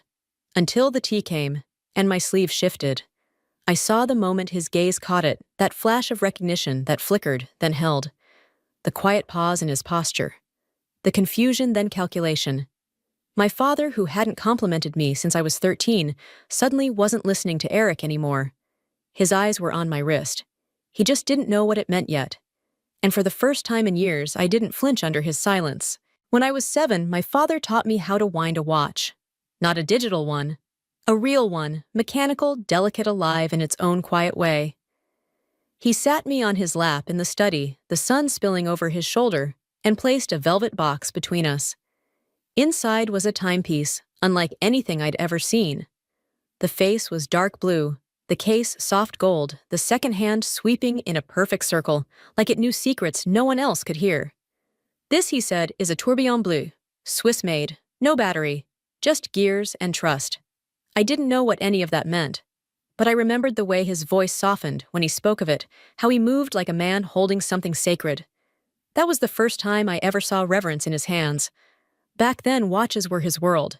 He didn't just collect them, he studied them, wrote about them, even ran a modest repair blog. His study walls were lined with frames of vintage ads, sketches from Horological Society newsletters, and newspaper clippings from auctions he could only dream of attending. Then 2008 happened. The market crashed. His job vanished. The watch collection disappeared piece by piece, boxed and shipped, and gone. He kept only the catalogs and a single photo of the écrivier he'd always wanted but never owned. I once asked him why he never tried to buy it back after things stabilized. He said some things lose their meaning once you've watched them slip away. After that, he changed. The man who once believed in small, beautiful mechanics began talking only in safe bets and retirement projections.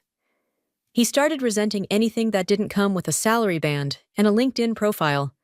When I told him I wanted to study systems design, he said nothing for a long time. Then he said, "That's not a career, that's a gamble." I nodded and we never spoke of it again.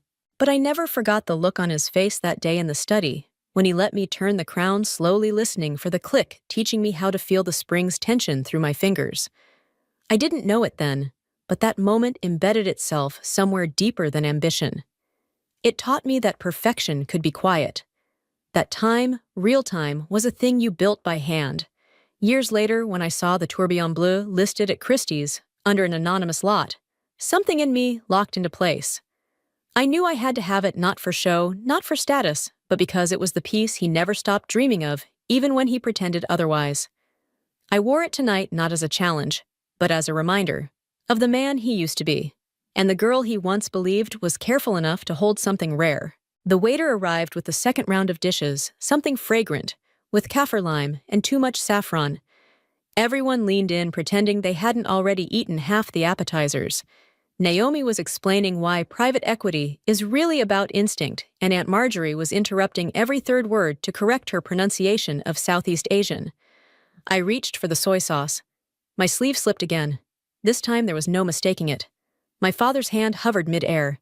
His eyes locked onto my wrist with a sudden intensity, like someone seeing a ghost in the middle of Sunday Mass. "That," he said, barely audible. "That's—" His words trailed off, but the room had already shifted. The laughter stalled. Naomi stopped mid-sentence. Even the waiter paused, unsure if he should keep pouring jasmine tea. Eric leaned forward. Is that what I think it is?" I took a sip of water before answering. Probably not. Most people don't recognize it, but my father did.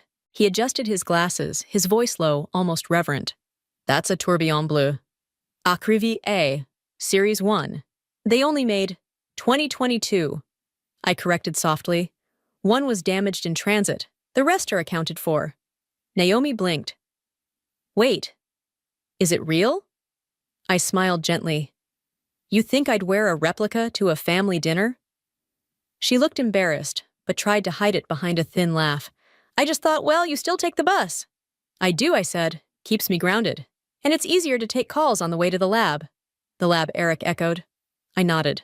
"We just opened a second one in Osaka. Energy optimization systems. AI-based architecture." There was a beat of silence, like a room forgetting how to breathe. My father finally found his voice.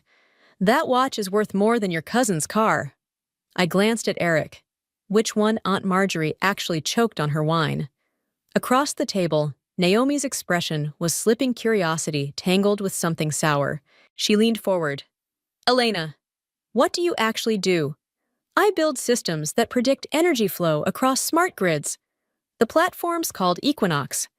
We handle about 35% of adaptive energy redistribution across Southeast Asia. We just finalized a multi-year contract with Japan's national grid." Eric cleared his throat, trying to salvage his composure. "That's impressive." I tilted my head. "Thanks." Naomi reached for her wine. "I just didn't realize. We all thought you were still freelancing. Weren't you in a co-working space or something?" I said. 7 years ago." She nodded too fast. "Well, you never said anything. No one asked." The silence that followed was taut. My father looked down at his plate, then back at the watch, like it had become something holy. I could see it, the questions forming, the shame creeping in around the edges. He knew exactly what that watch meant. He just didn't know why I had it. Yet. Naomi leaned in, her smile tight. "So, you've been building some energy company? That's what all this is?" I opened my phone, the older Android that had earned a few side glances earlier, and tapped into our latest investor brief. The screen glowed with the cover of a PDF titled Equinox Labs, Q4 Growth Report. I slid it across the table, stopping just in front of Eric. He looked down at the numbers, then back up at me, then down again. You're at 7.8 billion valuation after Tokyo signed on," I said. Osaka was the tipping point, but projections for Q1 are closer to 9. Aunt Marjorie's fork hit her plate with a clink. Naomi blinked rapidly. "You own this, I built it," I said. "From a grant I won at 24. First version of our algorithm ran off 2 rented servers and a borrowed desktop in a friend's garage. Now we partner with 10 national power agencies." Naomi looked like she wanted to find a trapdoor under her seat. My mother finally spoke, voice soft. "You never told us." I kept my tone even. "You never really asked." She flinched slightly, but said nothing more. Eric was scrolling furiously, reading the investor sheet like a man trying to reverse a decade of assumptions. "You've got partnerships with the EU Carbon Alliance," I nodded. "And World Grid International. We just finalized a joint venture with Green Horizon." Naomi's voice cracked. "Wait, Green Horizon, I just invested in their infrastructure fund last month." I sipped my tea. "Then you're technically a stakeholder in one of our supply chains. Welcome aboard." She stared at me like she didn't know who I was. My father, meanwhile, hadn't looked away from the watch. He finally whispered, "You bought it." The Acrivia. From Christie's. Yes, there was a bidding war. The price went insane. "I know," I said. "I was the one pushing it." His eyes narrowed. "You were bidding against me." "I didn't know it was you," I said gently. "Not until the final round." And then I did. He swallowed hard. "You still drove the price higher." "I had to," I said, "because I knew you'd recognize it, and I wasn't going to let anyone else walk away with it." The table was dead silent now. Naomi tried to recover. "Well, Elena, you should come to our country club mixer next week. There are some interesting angel investors you might want to meet." "I can't," I said. "I'll be in Singapore. We're launching a pilot program with the Energy Ministry, taking the jet Monday night." Aunt Marjorie muttered, "Jet, just a small one." I smiled. "But I still take the bus to the airport. Better for the environment." Eric opened his mouth, then closed it again. I could see it happening, the shifting. Years of assumptions grinding slowly into realization. They hadn't ignored me because I failed. They'd ignored me because I'd stopped performing for them, because I didn't advertise, because I chose to build quietly. My father spoke again. "Why didn't you tell us I looked at him? You used to tell me that watch represented perfection. That it wasn't just a machine. It was proof of what happens when someone refuses to settle for ordinary." He nodded, eyes wet. "That's what I built," I said softly. "Not just a company, something precise, something rare." And for the first time in my adult life, I saw something new flicker behind his eyes. Not disappointment, recognition. After dinner, I stepped outside. The cold hit my skin like truth, sharp, undeniable. My father followed without a word, hands tucked deep into his coat pockets. We stood side by side on the sidewalk, under a flickering street lamp that made everything feel a little older than it was. He didn't look at me when he spoke. "I saw it once," he said. "The Acrivia. In Geneva. I was there for a client meeting and had a free hour. Walked into this gallery, no appointment. They let me hold it, just for a minute." His voice had a hush to it, like he was speaking to memory, not me. "It was the most beautiful thing I'd ever touched." I didn't interrupt. He needed to say it. I thought maybe one day. If things turned around. But then the crash hit. I sold everything. Even the Omega your grandfather left me. He laughed, but there was no joy in it. After that, watches were just reminders of what I'd lost. I turned toward him. "But you never stopped teaching me about them." He finally met my eyes. "You remembered?" "Of course I did," I said. "That's why I started saving. Not for a car, not for a house. For that one watch." He blinked. "But why?" "Because you made it holy," I said quietly. "You made it matter. And I wanted to bring something back that meant something to you before everything went cold." He exhaled long and uneven. "I bid on it too, you know. When Christie's listed it last year. Anonymous online auction. I couldn't believe it showed up again." "I know," I said. He stared at me. "I figured it out in the final round. The other bidder, you're timing the pattern. It felt familiar. I knew it was you." His voice caught. "And you still outbid me." "I had to," I said. "Because if I didn't, someone else would have taken it. And I needed you to see it again, to hold it, not as a collector, as the man who once believed in beautiful things." I slipped the watch from my wrist and held it out to him. "This one's yours." His hands trembled as he reached for it. "Elena, no, this is too much." "I bought two," I said. "One for each hemisphere. The other one stays in Singapore." He looked down at the watch in his hands like he was holding the past. "But why give it to me?" I smiled. "Because I still remember the day you taught me how to wind a watch, and I know you remember it too." He looked up, eyes glassy, and for the first time in years, he looked proud. When we walked back into the restaurant, the energy had shifted. The laughter was thinner, the smiles more measured. Naomi was scrolling through her phone with a frown that hadn't quite settled. Eric had his elbows on the table, whispering numbers to himself like they might offer comfort. No one noticed us right away. My father, still holding the watch gently in one hand, returned to his seat without saying a word. I stayed standing for a moment, watching the way the room seemed smaller now, the way their conversations had flattened. Naomi looked up first. "You okay, Uncle Dan?" He nodded once. "Just needed air." She turned to me. "So, Singapore, huh? You travel a lot, fair amount," I said. "Though I still prefer the bus when I'm stateside. Keeps me close to the ground." Aunt Marjorie made a soft, confused sound. The bus, I smiled. It's efficient. And the parking at JFK is a nightmare. Eric cleared his throat. What's the name of your company again? Equinox Systems. He pulled out his phone. I might know someone. We're not raising, I said gently. Last round was oversubscribed by 2 billion. We've been fortunate. That ended that. My mother tried next. You should bring someone to dinner next year, Elena. There's a very sweet young man at our church. Engineer, actually. Appreciate the thought, I said. But I'm already seeing someone. She's head of machine learning research at MIT. We met at a panel in Zurich. Naomi coughed into her napkin. I sat back down, folding my napkin calmly across my lap.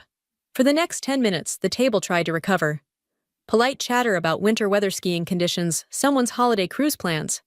But the center had shifted, and they all felt it. The gravity wasn't where it used to be. My father never spoke again through dessert. But he wore the watch, and every time he reached for his glass or unfolded his napkin, his wrist caught the light, silent proof of something rediscovered. When the bill came, Lucas reached for it, as he always did. Naomi placed a perfectly manicured hand over his.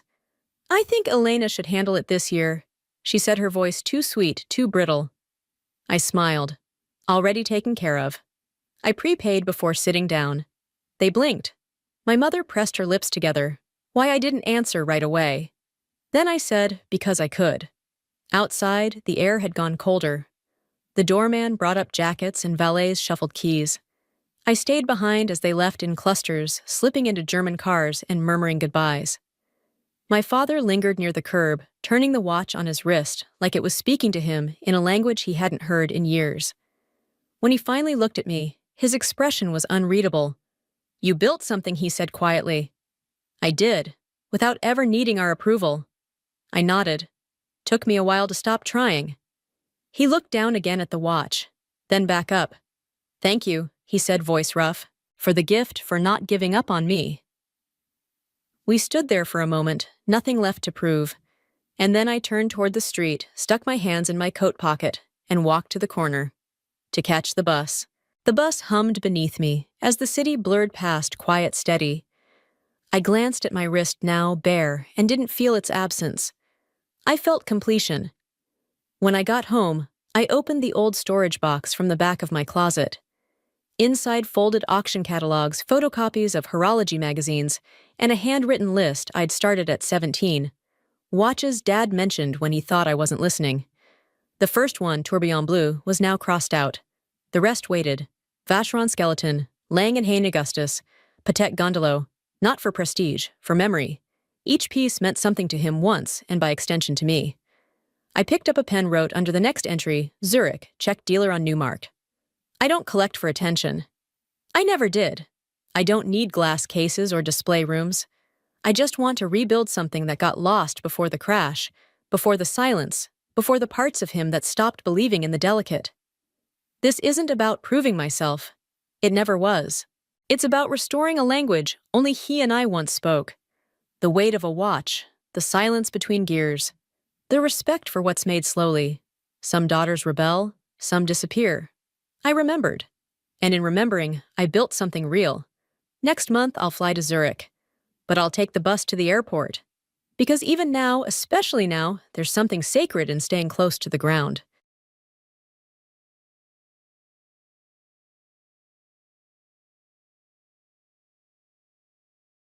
My name is Morgan Ellison, and 3 weeks ago I found out I wasn't invited to my own sister's wedding. I didn't yell. I didn't call to demand an explanation. I just closed my laptop, folded the hem of my sweater under my hand, and stared at the blinking cursor on the half-finished manuscript in front of me. Somewhere outside, a dog barked. Inside, the silence pressed harder than usual. That night, I booked a last-minute rental in a quiet beach town I hadn't visited since college. No return date, no one to notify. I packed 3 books, 2 swimsuits, and 1 pair of shoes that didn't match anything I owned. I left my phone on, but turned off all notifications. The kind of passive defiance that doesn't look like protest but is. And I was fine, until the 3rd night just after sunset when my phone rang. Blocked number, 2 rings, then a pause like whoever was calling wasn't sure. I answered anyway. And the voice I heard on the other end, steady, uncertain, familiar, was the last one I expected. Hi, Morgan. It's Ethan. I just need to ask you something. Ethan Ross, my sister's fiancé. The man who was supposed to marry her in 48 hours. There was a long pause. And then he said, "Why didn't you come to the rehearsal dinner?" I didn't say anything. Because I wanted him to hear the answer in the silence. Because that's where the truth had always been anyway. Before you hear the whole story behind that moment, if you've ever been abandoned, hurt by your own family, and still forced to smile through it, leave a comment. I'm not telling this to complain, but because, maybe somewhere, you've felt what I felt. Now, let me take you back to where it all truly began. I used to think invisibility was something that happened to you, that you faded slowly like the edges of old photographs or the sound of your own voice when no one's listening. But over the years, I realized something different invisibility is assigned, given, decided. And in my family, I had been assigned it long ago. Rachel was the bright one, the pageant winner, the class president, the girl with the polished smile and polished life. She got the scholarships and the speeches at graduation. I got the quiet compliments about how well-read I was, as if reading were some symptom they hoped I'd outgrow. By the time we were adults, we lived in different worlds. She worked in corporate strategy in Charlotte, dated surgeons, hosted wine tastings. I edited books for independent authors and shared a rental with a retired greyhound. No one in the family ever said it outright, but I could hear it in the space between questions. When are you going to do something real? So when news of Rachel's engagement spread, I waited. Not for an invitation, I didn't expect that, but for some acknowledgement. A message, a call, anything. Instead, I found out through a forwarded email chain. My aunt had sent it accidentally to a group that included me. It was a copy of the official guest list for printing, Rachel's name twice, Ethan's family in full, college friends, work friends, even neighbors from when we were kids. My name wasn't there, not a single line, not a mistake, just absence. I remember reading it on a Tuesday morning with sunlight coming through the blinds and a mug of tea in my hand that had long since gone cold. I scrolled slowly through every column like I was hoping to find myself hidden in a footnote or typo. But I wasn't there. That night, I sent my mother a message. Just one line. "Am I invited?" She didn't reply. The next morning, the message had been marked as read. Nothing more. That was when I booked the beach trip. It wasn't about making a point. It was about refusing to beg. Because that's what it would have felt like to call Rachel, to ask her why, to explain why I cared. And maybe, deep down, I didn't want to hear her justify it. I already knew the truth. My presence would have made something fragile crack. She didn't want tension in her perfect ceremony. She wanted control. I drove to the coast the following afternoon. The sky was overcast, the highway nearly empty. I didn't play music. I didn't call anyone. I just let the silence stretch. And for a while I convinced myself I could disappear gracefully. I didn't know that somewhere else, someone was starting to notice the silence too. The call came just after sunset on my third evening at the coast. I was sitting on the porch of the rental cottage, barefoot, a blanket around my shoulders, watching the tide inch forward like it had somewhere better to be. I'd started a novel I wasn't sure I liked. Poured a second glass of wine I didn't plan to finish and told myself I was fine. When the phone buzzed, I almost ignored it. Blocked number. Then I remembered something Ethan said at Rachel's birthday last year. The last time I'd seen him, I hate leaving voicemails. Always feels like talking into a hole. So I answered. "Hi, Morgan," he said, voice low, uncertain. "It's Ethan. Sorry, I didn't know if I should call, but I needed to ask." He paused. I didn't help him. I thought maybe you'd been busy or something came up. But Rachel said you weren't coming, that you declined. Is that true? I kept my voice even. I didn't decline anything. I was never invited. Silence. Real silence. The kind that stretches so long you can hear someone thinking through it. But you were on the list, he said, more to himself than me. I mean, I thought you were. I told Rachel months ago that I wanted you there. I didn't answer. He went quiet again, and I imagined him standing in the hallway of their condo, holding the phone, frowning down at the floor like it could offer answers. "I'm sorry," he said finally. "Why are you calling?" I asked, not cold, just tired. "Because I can't shake the feeling something's off," he said. "She's been so On edge lately. She gets defensive every time your name comes up. Even when I just ask if you've RSVP'd. Maybe because she knows I never had the chance to. Another pause, then he asked carefully, "Can we talk in person, I mean? Just for a few minutes." I don't want to make assumptions. It would have been easier to say no, to stay out of it, but something in his voice didn't sound performative. It sounded real. "There's a coffee shop on the boardwalk," I said. "Opens early, closes before dark. I'll be there at 10. He exhaled relief, maybe, or dread. I couldn't tell. When the call ended, I sat there for a long time watching the sky go from lavender to gray. Part of me felt exposed, like I'd stepped into a game I didn't ask to play. But another part, the part I usually buried, felt something else. Not victory, not even vindication, just recognition. The truth was leaking through, and someone finally was noticing the difference between what Rachel presented and what she concealed. I didn't go to the rehearsal dinner, but I heard about it. Through texts from my aunt, through a photo someone posted of the floral archway, all whites and dusty greens under a perfect late summer sky. Through the silence from Rachel. She never messaged me. Not after the call from Ethan. Not after our coffee the next morning, where he showed up in running shoes and a wrinkled button-down, looking like he hadn't slept in days. He sat across from me, both hands around a black coffee he barely touched. We didn't talk long. He didn't ask for stories. He just listened. When I told him the truth, that I saw the guest list because someone accidentally sent it to me, that I messaged our mother and got nothing in return, he went still. When I told him Rachel had done this before, in smaller ways, quieter exclusions, things no one noticed but me, he closed his eyes for a moment, like he'd stepped into a room with bad air. He thanked me when we left, not dramatically, just a simple thanks for being honest. I didn't expect anything more. But the morning of the wedding, I woke to a message from him. It was only one line. "I can't go through with a lie. Thank you for showing me the truth." I stared at it for a long time. And then I turned off my phone. The chaos hit by noon. I got the second-hand version, as always. This time, though, I didn't mind being on the fringe. Ethan never showed. Guests waited in the pews. Rachel stalled in the bridal suite makeup, melting beneath layers of powder. My mother apparently blamed the venue staff. Someone else blamed traffic. Rachel screamed, then sobbed, then locked herself in the bathroom with her maid of honor, pounding on the door, asking what to tell the priest. Meanwhile, I walked barefoot along the shoreline seafoam, chasing my ankles. I stopped once to watch a little boy build a lopsided sandcastle, his father pretending not to correct him too much. I thought about what Rachel must be feeling. Shock, humiliation, betrayal. But I didn't feel triumphant. This wasn't revenge. It wasn't some grand takedown. Ethan hadn't left because of me. He'd left because of the weight of something he'd finally let himself see. Rachel had built a world that looked flawless on the outside. But the more she tried to hide the cracks, the deeper they ran. I had simply been one of the pieces pushed out of sight.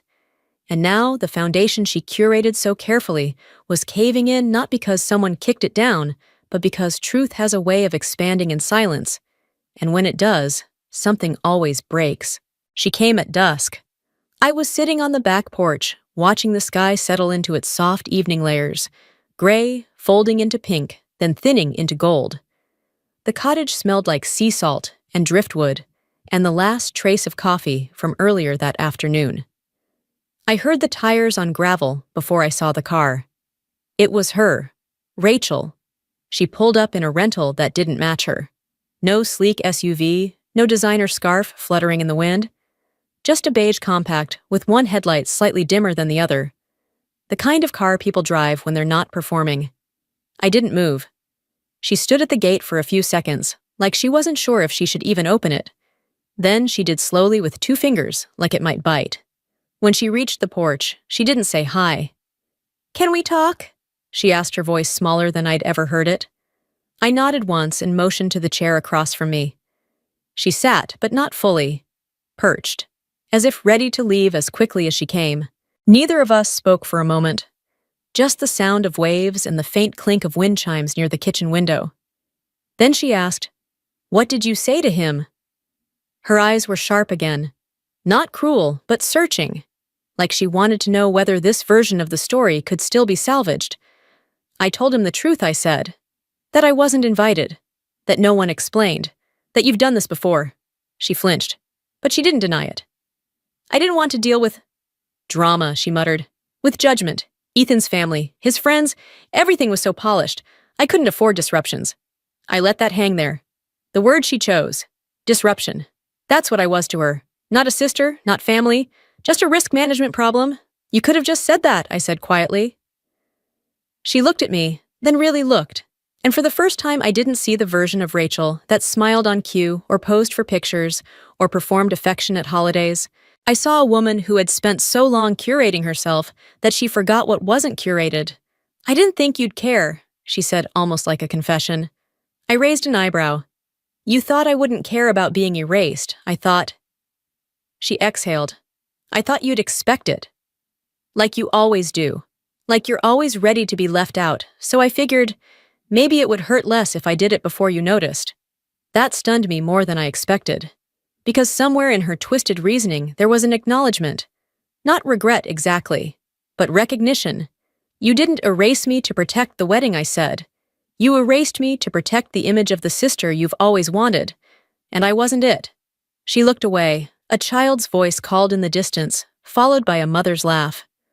Rachel's fingers played with the hem of her sleeve. I lost him, she whispered. I didn't reply. I loved him, she added. Still, I didn't reply, because I wasn't there to comfort her. Not anymore. She wiped at her cheek with the side of her thumb. Are you happy now? I turned my face back to the water. No, I said, but I'm no longer pretending. She stood then, her legs shaky, her shoulders curled slightly inward. For the first time in her life, Rachel looked ordinary, and maybe that was her first honest moment.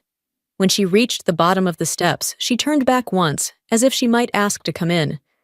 I didn't move, and that too was an answer. The first time I heard from Ethan after the wedding, it wasn't a call or a text. It was a letter, a real one, handwritten on thick cream stationery tucked inside a plain envelope with no return address. Postmarked from Oregon.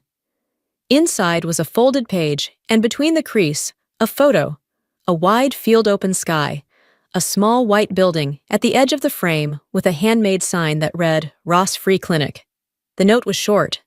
Dear Morgan, I didn't leave because I was angry. I left because I couldn't stay in a version of my life that required me to ignore the truth. You didn't ruin anything. You helped me finally look straight at it. I'll always be grateful. E. I read it 3 times. Once standing, once sitting, and once at the kitchen sink, while the kettle screamed beside me. Then I pinned the photo to the corkboard above my desk. For a long time after the wedding, people tried to draw me into the narrative. Family members called to ask what really happened. Old acquaintances texted just to say I always knew something was off about her. I didn't answer most of them. I wasn't interested in validating gossip or fueling flames. Because for the first time in a long time, the silence wasn't isolating. It was mine. Rachel moved back in with our mother temporarily. I heard that through a cousin. The same cousin who said, You know, Rachel's saying you manipulated Ethan, that you played the victim. I laughed. Not because it was funny, but because it was so predictable. Let them think what they want. The only person who mattered had already made his decision, and he hadn't needed me to convince him. He had just needed someone to tell the truth without flinching. Months passed. Winter came early that year. The cottage grew colder, and I started keeping a second blanket near the sofa. I took on more editing projects, most of them memoirs, people trying to make sense of the things they'd once survived in silence. One afternoon, I received a small package. No note this time, just a book. The cover read, Tell the Story Anyway. Notes from a Quiet Heart. The author, Ethan Ross. The dedication inside to M.E., who reminded me that silence isn't always surrender. Sometimes it's a mirror. I closed the book gently and set it beside my tea. Outside, the wind was picking up again. I didn't know if we'd ever speak again, and that was fine. Some people enter your life not to stay, but to return a piece of truth that was taken from you. Ethan didn't walk away from Rachel because of me. He walked away because the story he was living in stopped making sense once he saw who was missing from it. And I hadn't asked to be found. I just stopped hiding. The first time I heard from Ethan after the wedding, that didn't happen. It wasn't a text or a call.